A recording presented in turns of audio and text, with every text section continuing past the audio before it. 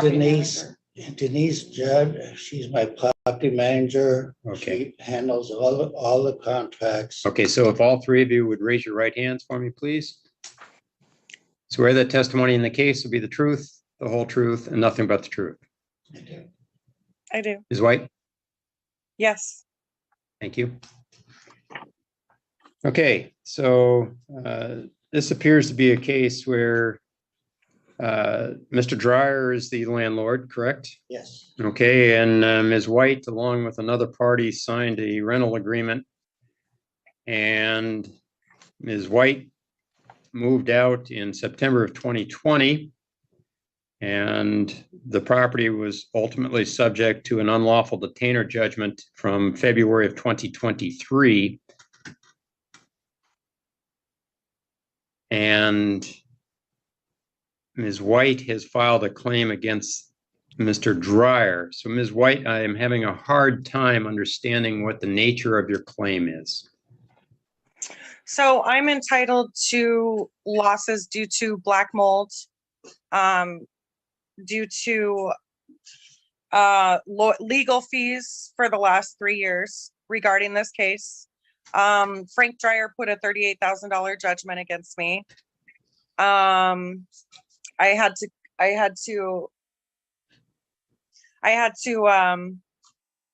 go to court and get an order of dissemination over that. It completely ruined my credit. I couldn't get this house. I was denied housing. I was trying to have my disabled mother move at the time when I found out about this illegal judgment.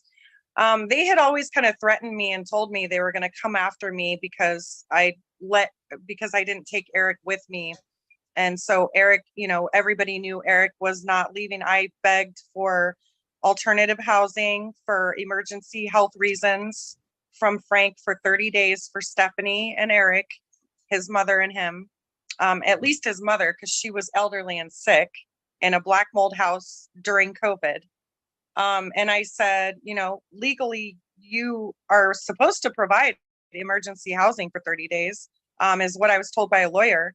And he's denied it. He said, no, I'm not getting a motel for God knows who for however long. And he went off on this, and so I said, well, I signed a lease on September 8th for my new house. I had till September 30th to be out of their house. But I was gone on the 8th, and I went back to make the whole upstairs where I lived immaculate. I took pictures. They did a walkthrough. There's documentation of the walkthrough, the communication with Denise and Frank regarding that I had signed a lease at another place and was moving. I gave them my address. They never responded to me after they did the walkthrough. Denise stopped communication altogether, and I had to actually call 10 times and leave multiple messages. I have documentation that I left texts, emails, and voicemails to her, wanting a response about my deposit and wanting to know, if they were going to follow through with their threat of coming after me, that they had to serve any paperwork at my new address, making sure they knew what it was. But I'm also entitled to loss of wages. I'm entitled to the property damage, loss of wages, my half of the deposits that were made, which is $1,700. It's all recorded. I'm entitled to the inspection. I've been told by a lawyer that I had to pay $495 for a professional infrared black mold inspection that showed water coming up from the foundation of the home.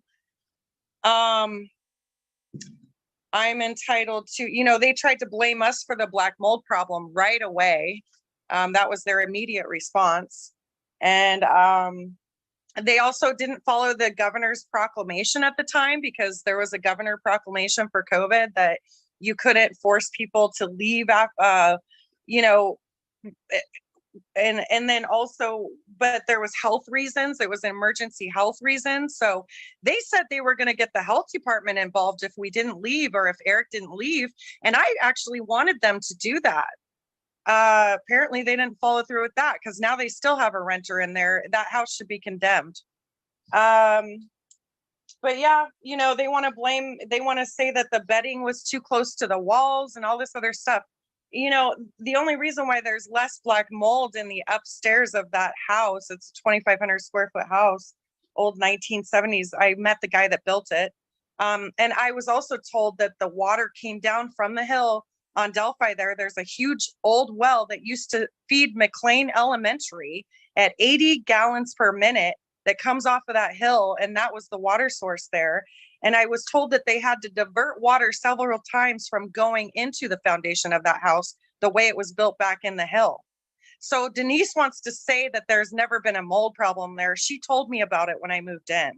And I said, well, if you've taken the steps to divert the water, then I'm not that concerned. So actually, when it first started happening, I'm like, they already knew about it. And I tried to see if it was going to be something we could solve and stay in the home. But within 20 days, I was out of there. I had to move. I started getting sick. Everybody was lethargic. Nobody should be in that home. Anyway, so I'm entitled to also the Okay. legal fees that I've had All to right, endure for 3 years. Hold on, Ms. White. I'm gonna ask you some questions. You moved into the house when? In 2018, let's see, let me get my, Well, I believe the lease, I thought I provided the lease with the packet. Maybe I did not. No, It it's in there. was June 15th of 2018. right, and you moved out when? September 30th was the date on the thing, 2020. Mhm. Okay, and you had been on month to month that whole time? Yes, I do Okay. believe so. I don't, And well, you this. gave notice, it looks like you were in there, 2.5 years, and then you gave notice at the beginning of September of 2020? They served me a notice to terminate tenancy for health reasons. Because I had told them about the black mold, paid for an inspection, and told them that it was a huge problem and that nobody should be staying in that house, basically. And the guy, I have picture. I've also included his whole report. Where's the notice to terminate tenancy? But there's a notice to terminate tenancy filed for health reasons that they had served me on August 20th, I believe. I have it somewhere. Just had it. But I did include that. That's included in my packet, so the judge and everybody should be able to see that. Notice to terminate tenancy on August 20th of 2020. It was served to us in the home because I had complained about the black mold and we had realized how bad of an issue. So they served me with a notice to terminate tenancy and I followed it. At that point, the lease that we had is null and void. That's what I was told by the commissioner, that for the order of dissemination we just had to do. And I've been told that by lawyers for 3 years. That just because they put this roommate clause, like I'm responsible for my roommate in their lease, I guess they think that I was supposed to be responsible for Eric. I don't know. But also, it's really, really horrible that they were charging $2,000 for a black mold home and just racked it up and they denied alternate housing for them. But that's not even my business. My case ended with this notice to terminate tenancy. My any responsibility, any lease I had with them ended with this. And that it's on file in the court. So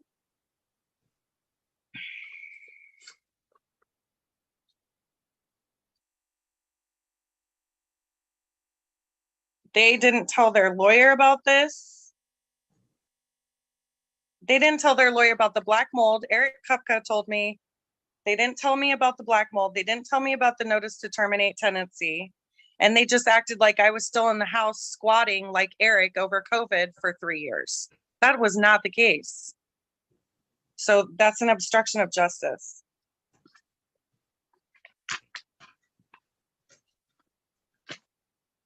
They threatened me. My godmother died in that home. She was sick and elderly. She should have been provided alternate housing for 30 days. That's all we asked. And Frank wouldn't do it.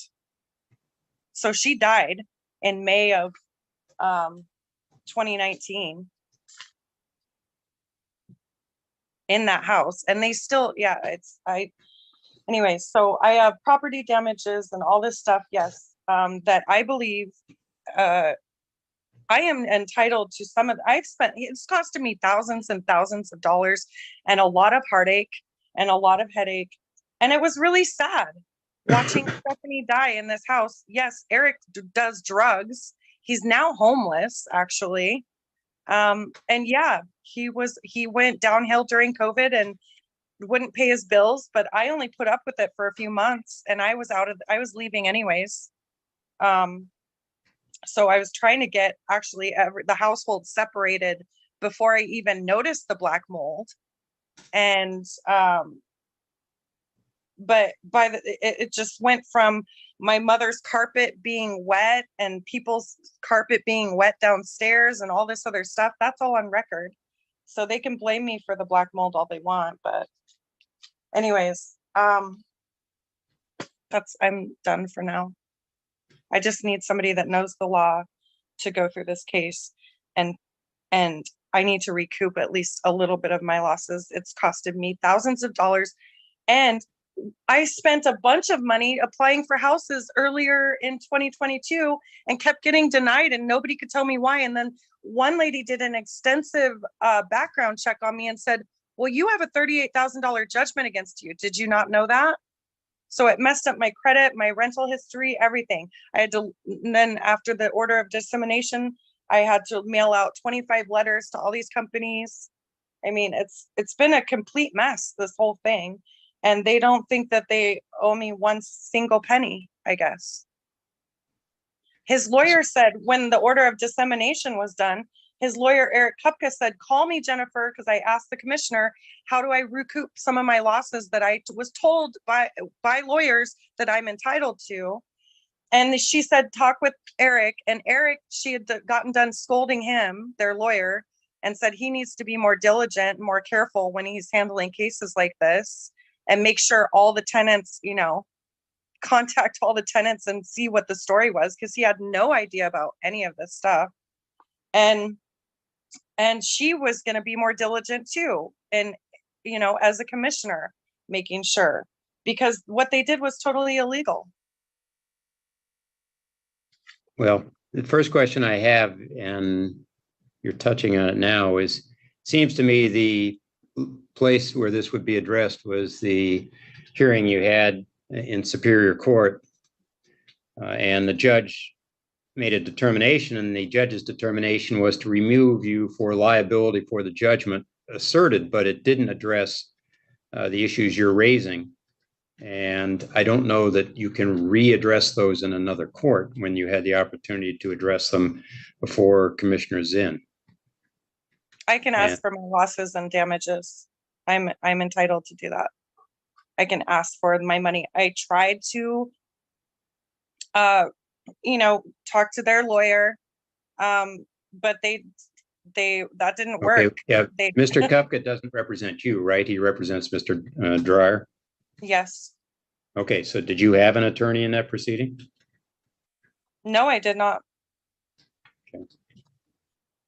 I didn't need one. It was a cut and dry case. Okay. All right. So you didn't try to get one of the attorneys for the Housing Justice Project or anything like that? Oh, yes, I did. Oh, yes. I had all kinds of advice. And I had a lawyer from the Thor who's had to help me since 2020 over this case. Did anybody represent you at the hearing before Commissioner Zinn? No. Okay. Did you ask anybody to do that? Um, I was told by the Northwest Justice Project and by Thor and by, there was another lawyer in Shelton, Bob Johnson, who said that I didn't really need a lawyer, that they were gonna have to drop the judgment.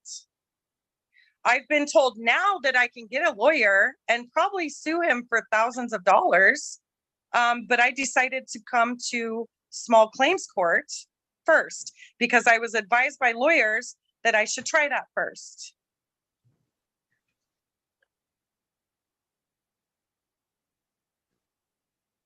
Okay. So trying to figure this out.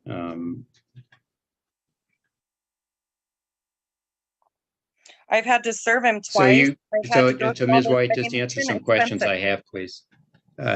You departed in September of 2020 based on a order to vacate or request to vacate. Is that correct? Yes, Okay. And you've been relieved of any obligation to Mr. Dryer based on damages to the property that existed in 2023 that Commissioner Zinn awarded to Mr. Dryer, correct? yes, Okay. You're trying to recover for some of your costs.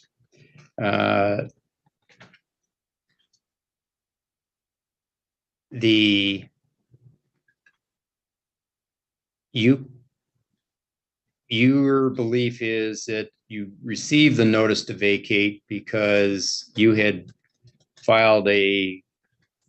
sent a letter, I think, to Mr. Dryer in July of that year complaining about the mold issue. Is that right? yes, And you paid rent through the end of September of 2020? yes. Okay. Actually, I don't know if I paid in September. Okay, so you I paid feel July like- and August? I feel like I think that it was paid through August, maybe. Okay, and what was your monthly rental payment? Yours alone? $1,000, A which month? actually we had to pay more than that because Eric wasn't really paying bills, but my official share was $1,000, yes. Okay.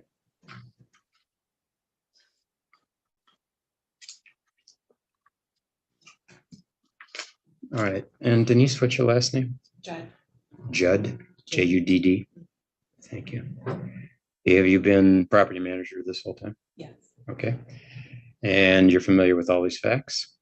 Okay, so it looks like, am I correct that in July of 2020, Ms. White notified you, Mr. Dryer, that there was a mold issue, it was problematic, and she subsequently got a notice to vacate? Are those facts? She did give us the information in July that there was mold in the downstairs bathroom. We went in and did an inspection. We did find mold. It had surrounded the whole bathroom, not just a little bit of, it was from the floor to the ceiling. It was probably a 12 by 6. It was a large bathroom. She also reported some other repairs that we've done.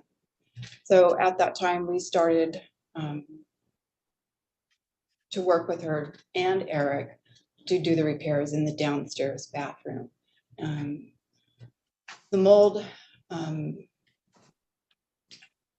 was out of control.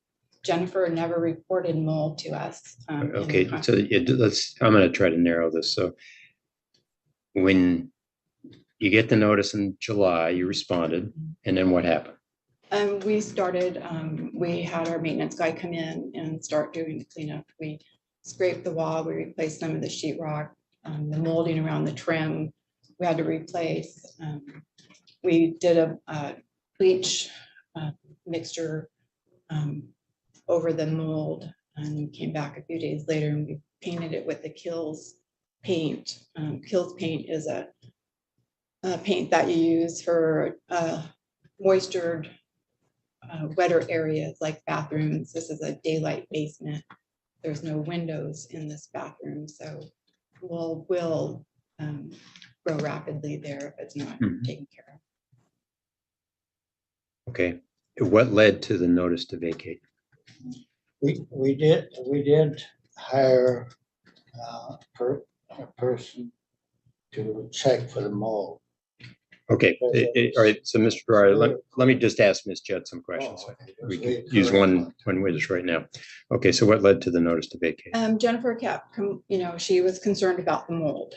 She wouldn't turn on her her vents, that everything taped off. The vents were all taped off in the house. There was no air circulation coming into the downstairs basement whatsoever. It was taped off and cardboarded, all the vents. We tried to explain to her, the amount of people in there. They had other people living in there.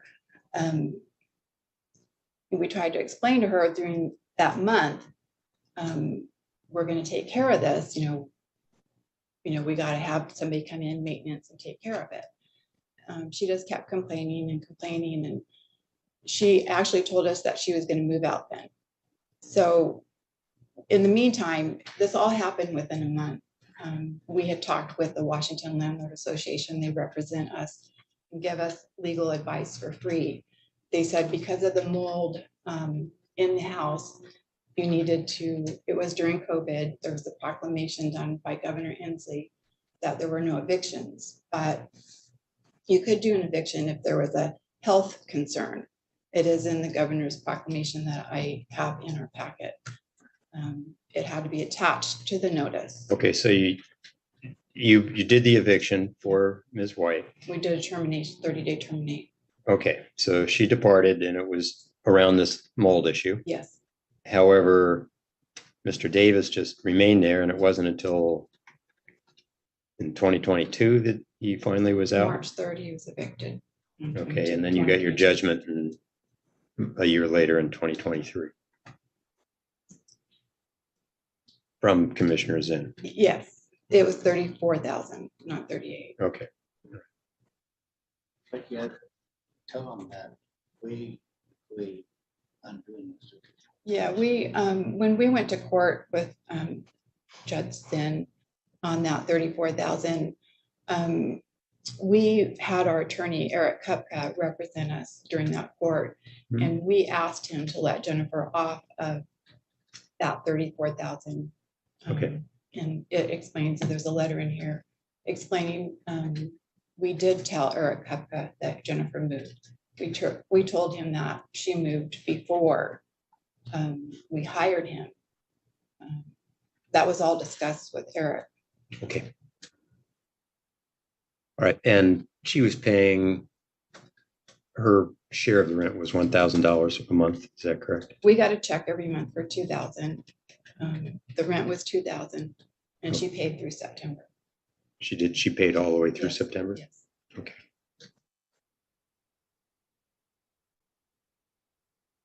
Well, it was the last month's rent that we used for that September, so it was paid through the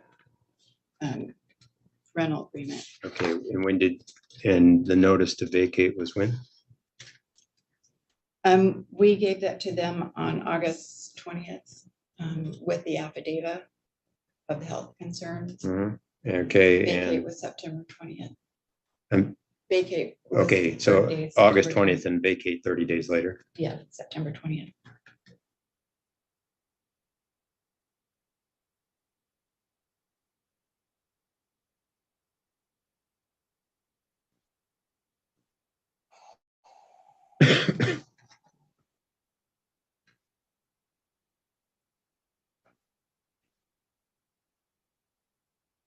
We also have some pictures. I've seen those. Oh,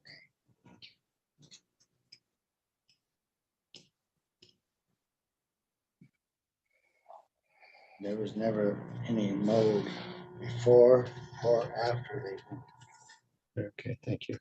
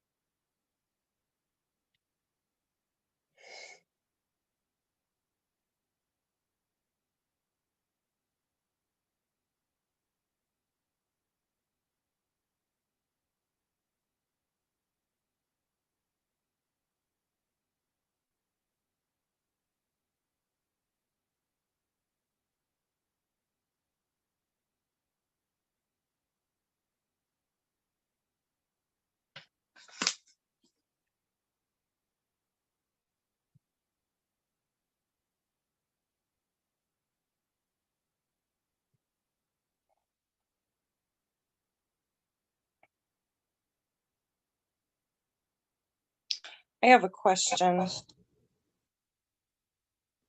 What's your question?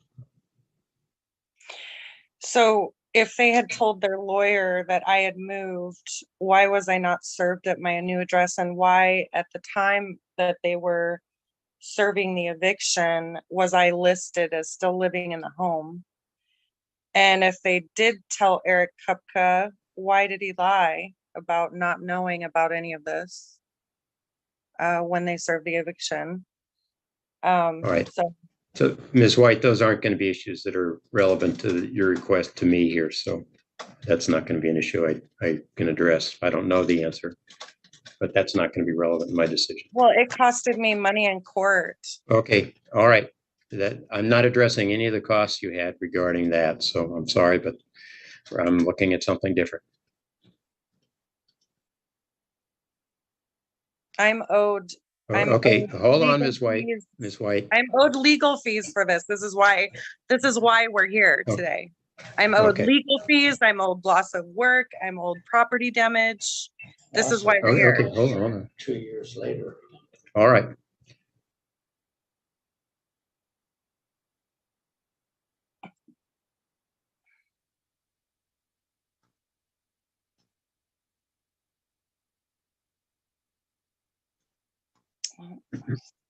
Suing them.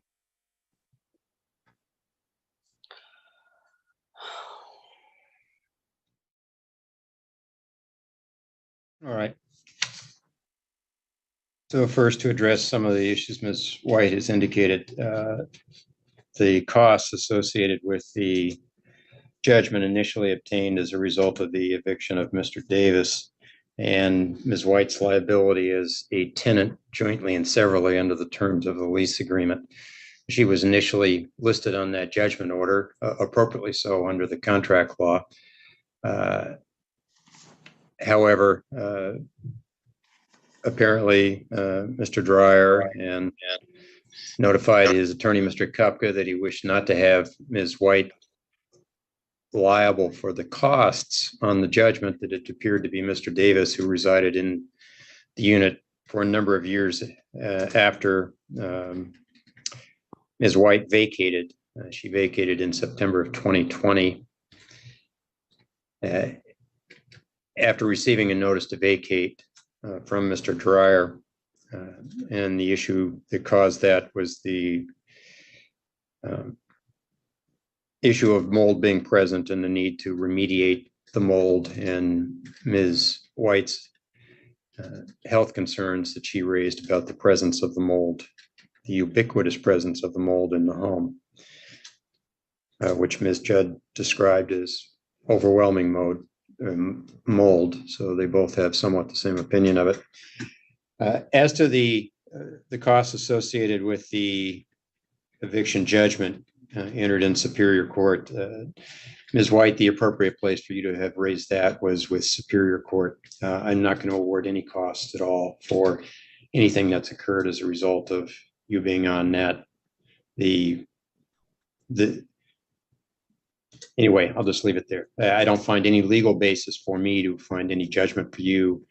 The appropriate place would have been in front of Commissioner Zinn to say that you were incurred costs as a result of that and you wished her to order the reimbursement of those. That wasn't done. I can't do that. I can address the underlying tenancy issue, and that's what I intend to do. So it's clear, everybody agrees that there was significant mold in the home, and I've been reviewing the various reports submitted by the parties. And in particular, I find persuasive the report submitted by Northwest Infrared, who did a really careful analysis of the situation in the home, and very detailed.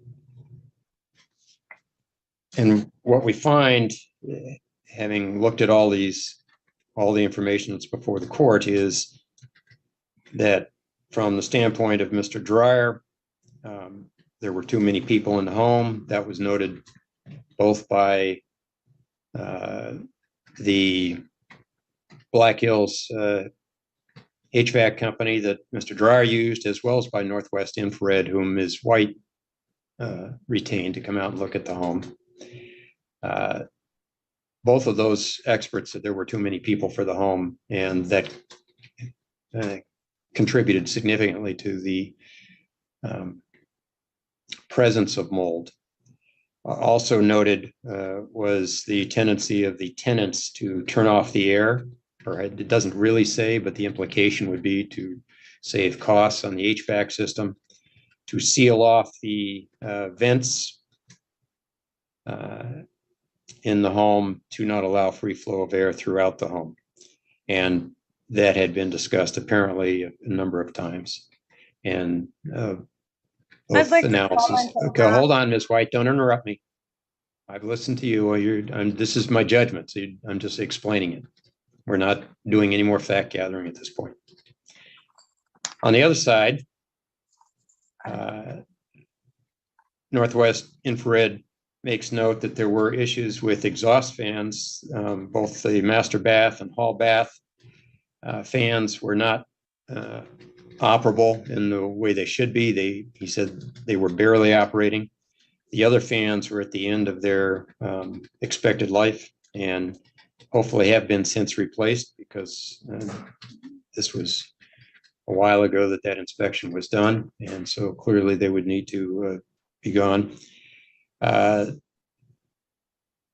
Indicating that the home, rather than just having these room fans, they needed a system of whole house fans that are linked in order to properly vent this home. They also note that the fans were discharged into the attic, and that violated the requirement that in fact the fans ought to discharge directly through the roof to the outside air through dampers, and that did not exist. And also a notation that the eave vents, there are some, but there aren't adequate eave vents, and so that contributed to moisture as well. So the situation we have here that I'm finding is that there was a significant mold problem, a mold problem that would justify a tenant in seeking return of rent for a period of time. And that mold problem was contributed to both by the actions of the tenant and by the actions or inactions of the landlord, part of it being construction issues. So I'll find damages, generally speaking, in the amount of $1,000 per month for the months of July, August, and September, understanding that Ms. White her share of the deposit was used to pay September's rent. So I'll find that she fully paid for September. And I'm going to split the liability for the mold damage between the parties. So I'll find it 50% on the landlord and 50% on the tenants.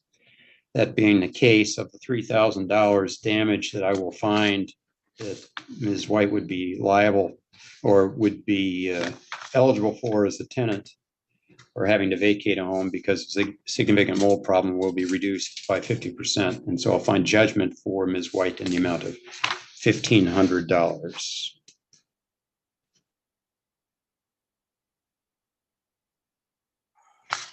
Plus the $50 service fee, or pardon me, filing fee.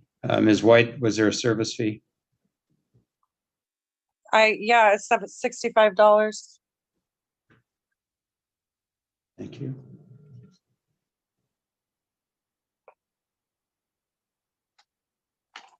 Total judgment, $1,615 in favor of Ms. White. Basis of having to enter tenancy because of the mold problem. What about the All right, $400? thank you very much. That's all I'm awarding. Thank you. Can I also, this is all on record, everything that is going to be on record in a document, that your judgment, your comments on, everything is available to me, correct? You can make a request to get the recording. It's all been recorded. Yes. Thank you.